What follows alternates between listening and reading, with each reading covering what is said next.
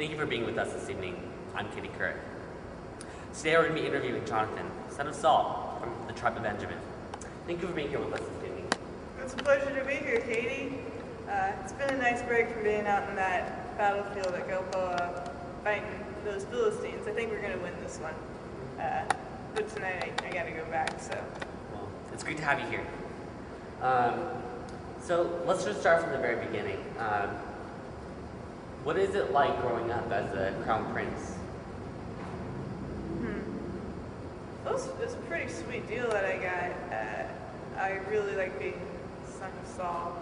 And he's really not around all that much. Hey, Dad, come play. Nah. You know, even when Dad wasn't around, definitely had some great experiences being the son of the King of Israel. I killed at all of the military classes. Definitely. Remember that battle of Big Mash? We totally went around the backside, me and the armor bearer, took out 20 of them Philistines. It was a pretty sweet deal. And it was just other foreign diplomacy, meeting other kings, learning a lot about what it means to govern the people of God and the tribes of Israel. I grew up just dreaming and knowing that this is the role that I want to fill, and I want to obey God in all that I can. But, you know, things can change. Yeah.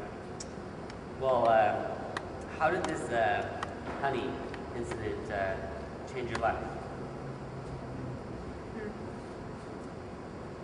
Well, as I said, I had totally had my mind set on this governing Israel thing, but eating that honey kind of changed all that.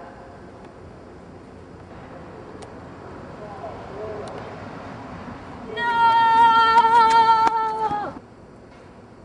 Well, I realized that maybe this isn't what I'm supposed to do anymore. I mean, I had gone against the King of Israel and the Anointed One, thereby going against God with this whole honey thing. So instead of focusing on becoming the next king, I changed my focus to more of just serving the people of God the best way that I could. Was a military general and fought lots of battles, and that's kind of how I met my best friend, David. Yeah. Your best friend is widely known among the tribes, David, son of Jesse. He's an upcoming Judean. Tell us, what is your relationship with him? David. He's a good guy. He's an amazing man, best friend. One of those people that you can always count on to be there. I'd put him up there with Moses and Joshua. I bet you're going to read about him someday. We spent a lot of time together.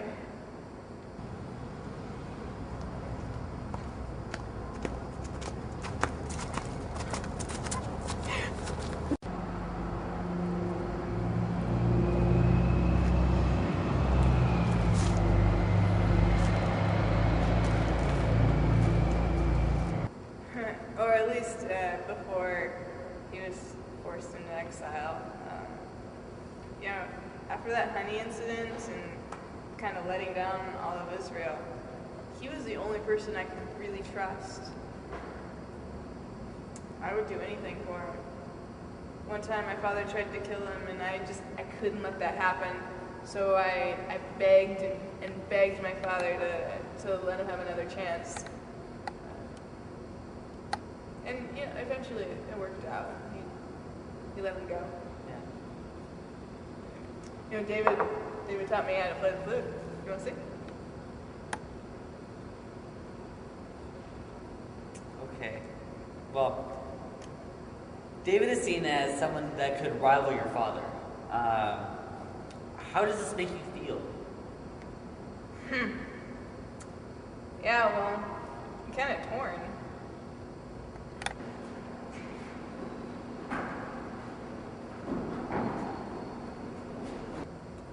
On one hand, I've got Saul, the king of Israel, pretty important guy, got some certain loyalties going on over here, But then on the other hand, David, my best friend, has been there for me all the time.